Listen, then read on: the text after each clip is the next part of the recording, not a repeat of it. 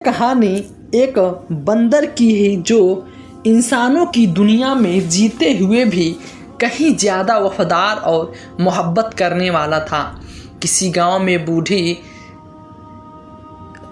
नाम की अपने शौहर के साथ रहते थे।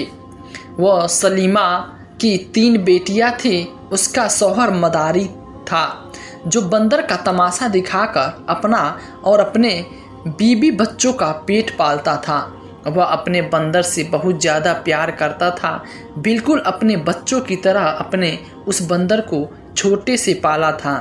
मदारी की बीबी सलमा भी उसे अपना बेटा मानती थी। एक दिन मदारी बंदर को लेकर अपनी रोजी रोटी के लिए दूसरे शहर गया। दूसरे गांव में जब वह तमाशा दिखाकर घर वापस आने लगा तो अचानक उसे दिल का दौरा हार्ट अटैक पड़ गया और वह फौरन ज़मीन पर गिर गया। बंदर रोता तड़पता और बिलखता रहा था, मेरे मालिक को क्या हो गया। लेकिन मदारी तो अब इस दुनिया से जा चुका था। मदारी की बीबी और बेटियों पर तो जैसे कहर टूट पड़ा। उनका रो रो कर बुरा हाल था।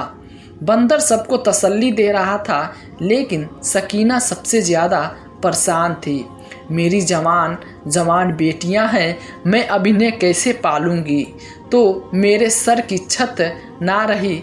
चलो, और नहीं इनका बाप अपनी बेटियों के लिए इज्जत से 2 वक्त की रोटी तो लाता था।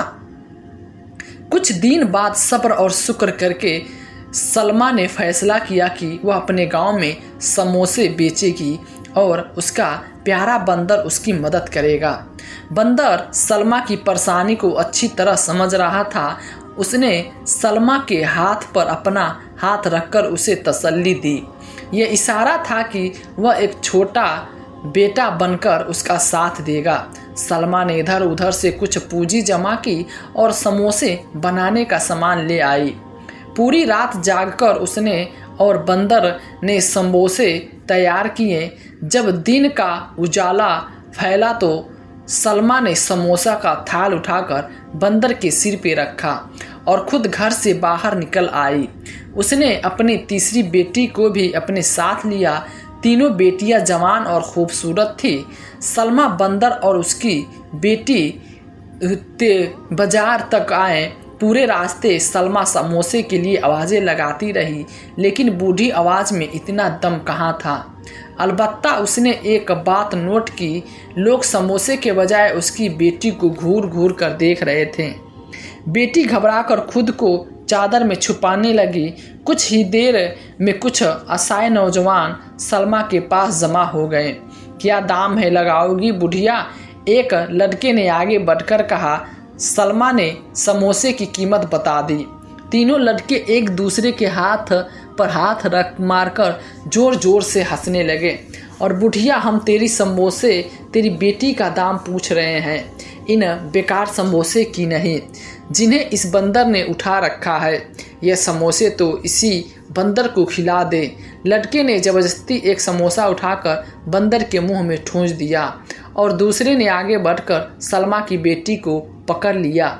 सलमा बुरी तरह से घबरा गई। उसकी बेटी भी घबरा कर चिल्लाने लगी। बंदर को यह सब देखकर शदीद गुस्सा आया। उसने सिर पे रखे समोसे का थाल जमीन पे फेंका और एकदम उन लड़कों पे झपट पड़ा। लड़के बंदर को यूं हमला करते देख घबरा गए।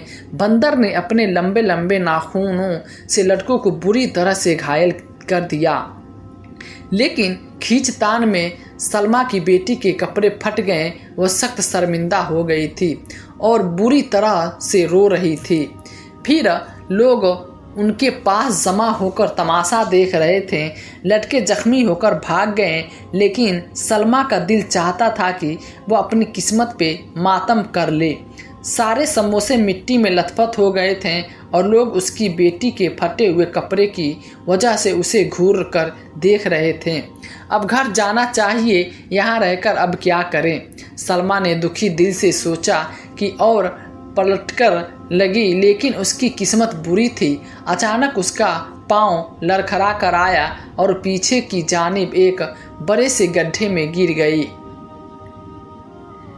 सलमा के इस वजह से उसका यह हुआ कि गिरहज्जी टटक गई और देखकर बुरी तरह से सलमा उसे उठाने की कोशिश कर रही थी और मदद बुलाया गया। उसकी आंखों से आंसू बह रहे थे। ऐसा लग रहा था जैसे वह सचमुच सलमा का सगा बेटा हो, लेकिन कोई भी सलमा की मदद के लिए आगे नहीं बढ़ा। लोग तो बस उसकी बेटी पे निगाहें जमाए खड़े थे। आखिर थक हार कर बंदर खुद ही गड्ढे में उतरा और सलमा को पकड़कर खींच खाच कर बाहर निकाला। सलमा की टांग बुरी तरह से जख्मी हो चुकी थी। वह पांव जमीन पर रखती तो करार उठती। उसी मजमे में एक दरमियान उम्र का आदमी खड़ा था। वह बड़ी गहरी नज़रों से यह सारा माजरा देख रहा था। वह अचानक आगे बढ़ा और बोला, रुक जाओ ए बंदर, तुम इस औरत को लेकर कहाँ जाओगे? बंदर तो सलमा को उठाने की कोशिश में हल्लाक हुआ जा रहा था। हाने लगा। उसने इशारे से उस आदमी को बताया कि उनका घर कुछ ही दूरी पर है। आदमी ने उस बंदर को मशवरा दिया कि यहाँ पास ही मेरा एक केला खड़ा है जिस पे मैं सब्जियां लाद कर पूरे गांव में बेचता हूँ। तुम इस पे अपनी माँ को यहाँ से ले जाओ। उस आदमी ने बंदर की मदद की, सलमा को ठेले पे चढ़ाया और उसके घर की जानिब चल पड़ा। सलमा की बेटी भी खुद को छुपाने की कोशिश करते हुए घर तक पहुंची। आदमी तो सलमा को घर छोड़ना कर चला गया, मगर उसकी तीनों बेटियां उसके इर्द गिर्द इकट्ठा होकर फूट कर रोने लगी। सलमा की आंखों में आंसू थे। बंदर से उसकी परेशानी और बेचैनी देखी नहीं गई। वो अचानक लपक कर घर से बाहर निकला और पास के डॉक्टर को हाथ पकड़कर घसीटते हुए घर ले आया। डॉक्टर ने घर आते ही सलमा की टांग का मुआयना किया और मायूसी से बोला, सलमा की टांग की हड्डी टूट गई है। मुझे यकीन है कि बड़े डॉक्टर को फीस देने के लिए आपके पास पैसे नहीं होंगे। अपने साधनों से इनका इलाज करा देता हूँ, लेकिन अब यह 3 महीने तक चलने फिरने के लायक नहीं रहेगी। डॉक्टर की बात सुनकर सभी के चेहरे उतर गए। कमाने का एकमात्र जरिया तो अब सलमा ही थी। अगर वह चारपाई पर पड़ जाती तो कमाता कौन? लेकिन उसका इलाज भी ज़रूरी था। बंदर ने डॉक्टर के हाथ पर अपना हाथ रखकर सर हिलाया।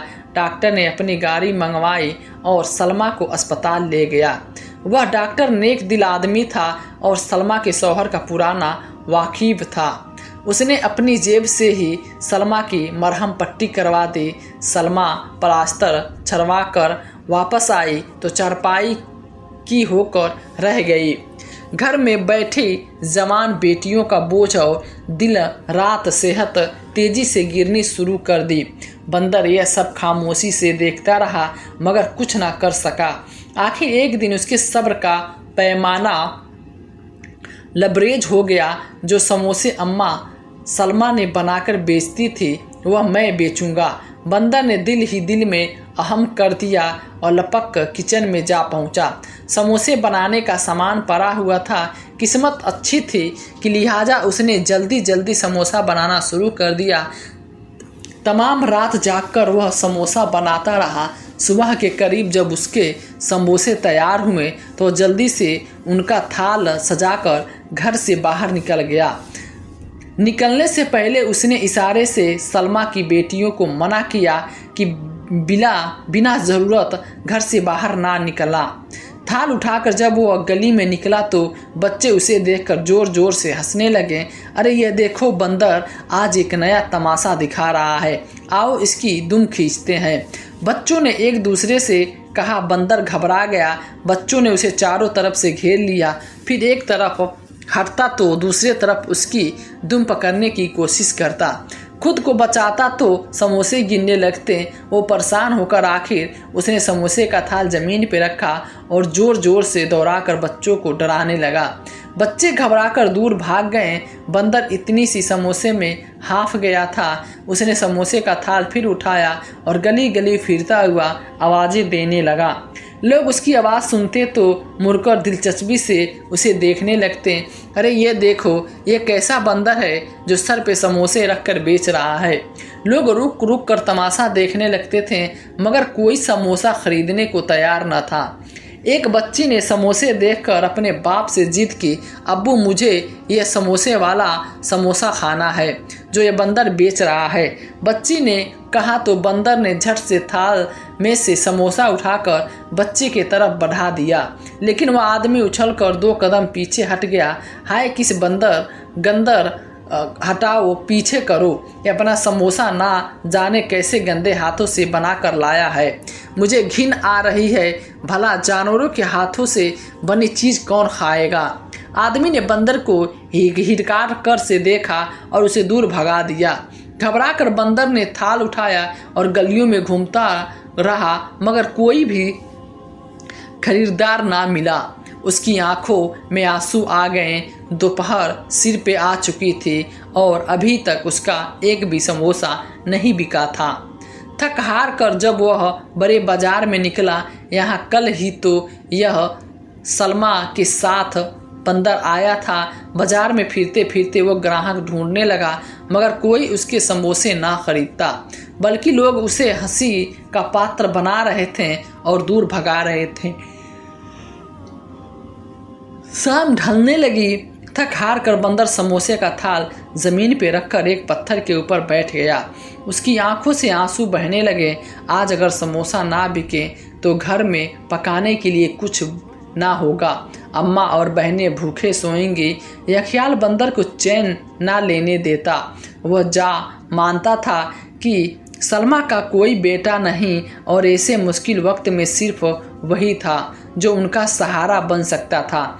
बंदर अपनी ही सोचों में गुम था जब अचानक वह चौकन्ना हो गया। कोई उसके सामने खड़ा उसे दिलचस्पी भरी निगाहों से देख रहा था। कौन हो सकता है और वह समोसे उठाकर क्यों घूम रहे हैं? किसी मदारी के पास से भाग कर निकले हो, आला किस्म का लिबास पहने हो शख्स उसके सामने खड़ा था। चेहरे से अंदाजा होता था कि वो बड़ा मालदार आदमी है। बंदर ने झट से समोसा का थाल उसके सामने किया और इशारे से बताने लगा, समोसे खरीद लो, घर में खाने को कुछ नहीं है।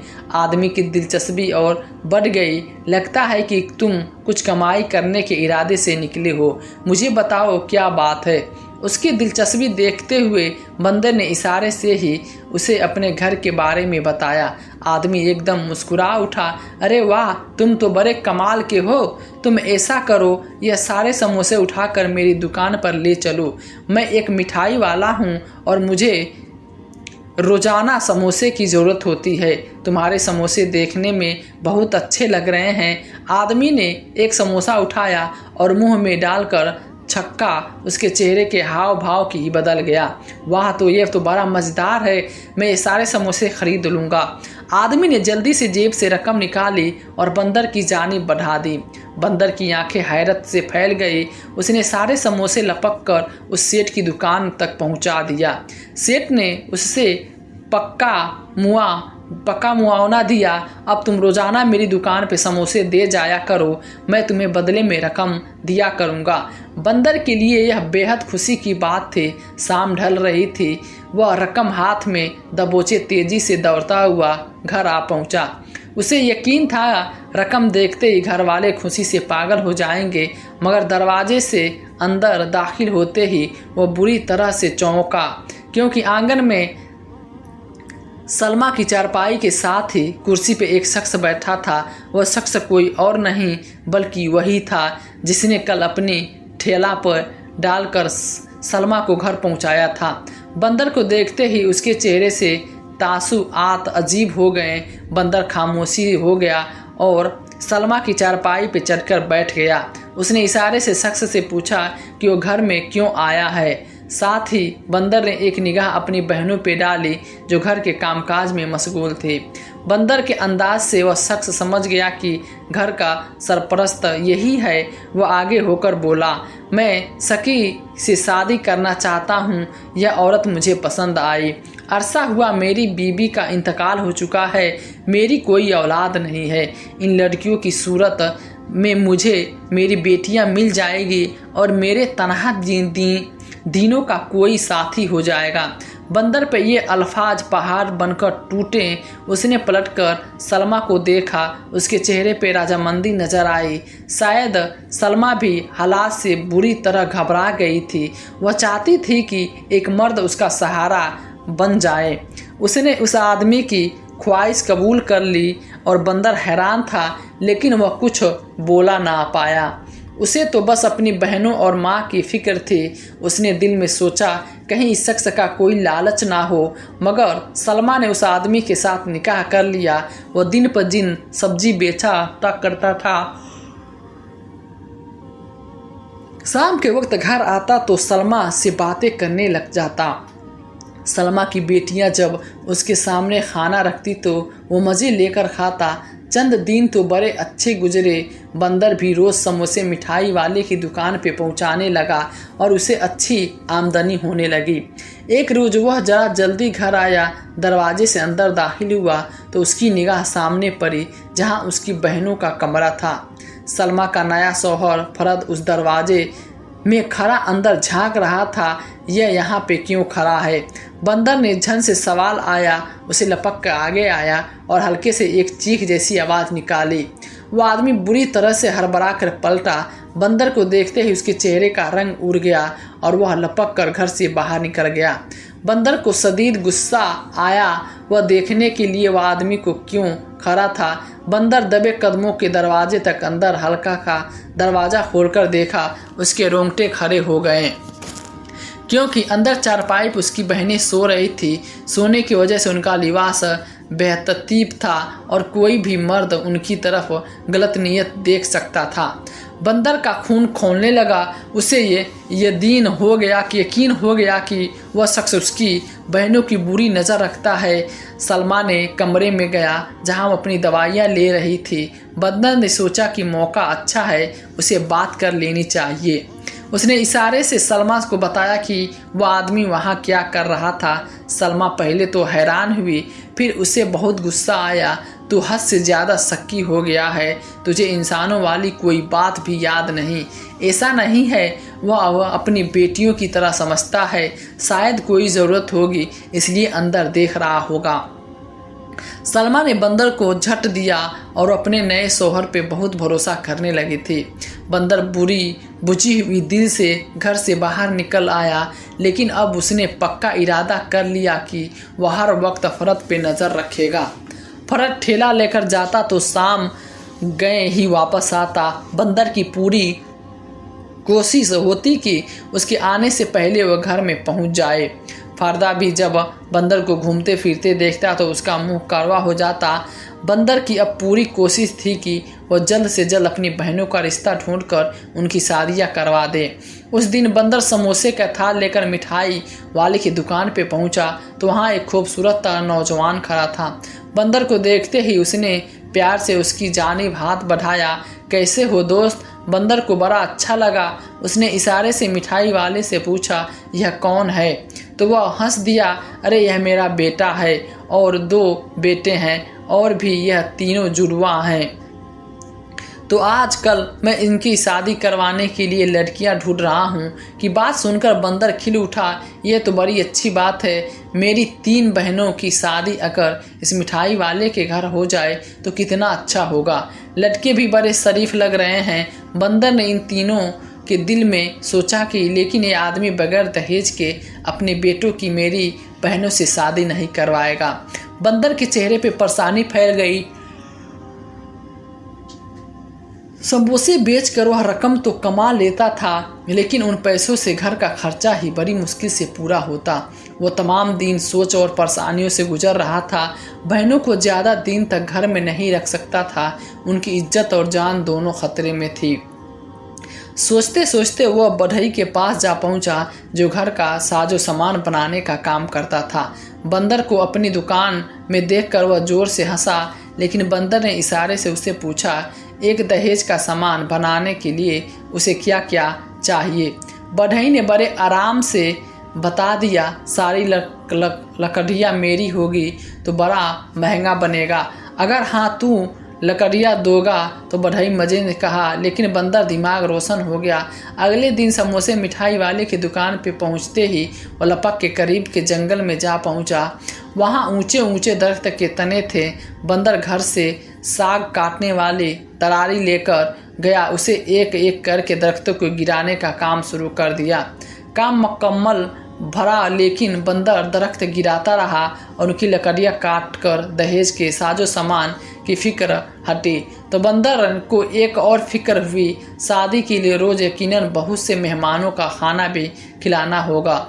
उसके घर में तो दाल रोटी बड़ी मुश्किल से पूरी होती थी।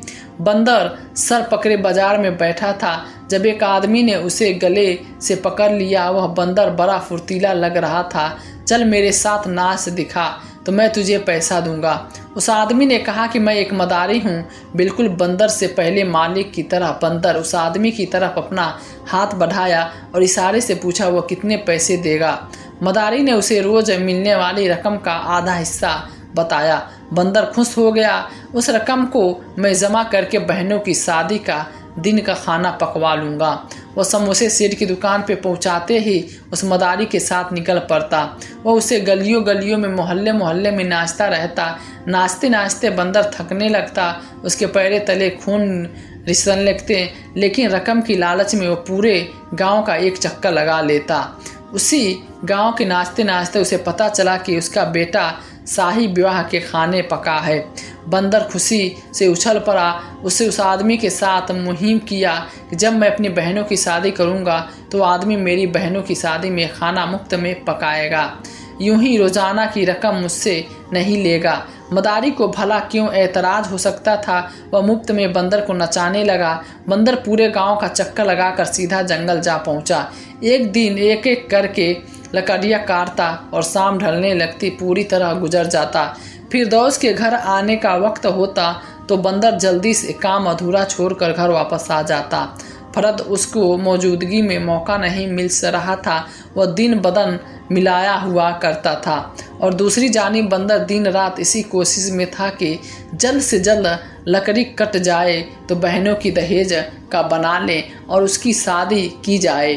फरदो पन्ने यह देखकर बड़ा गुस्सा आया था, क्योंकि वह पूरी रात जाकर समोसा बना रहा था और इसी वक्त वह मुद्दती कीमत की बातों की बंदर के इशारे से पूछा। सेठ जोर से हंस पड़ा। वो कीमत मैं चाहता हूँ कि तुम मेरी दुकान पे मुलाजिम की हैसियत से नहीं बल्कि एक बेटे की हैसियत से काम करो।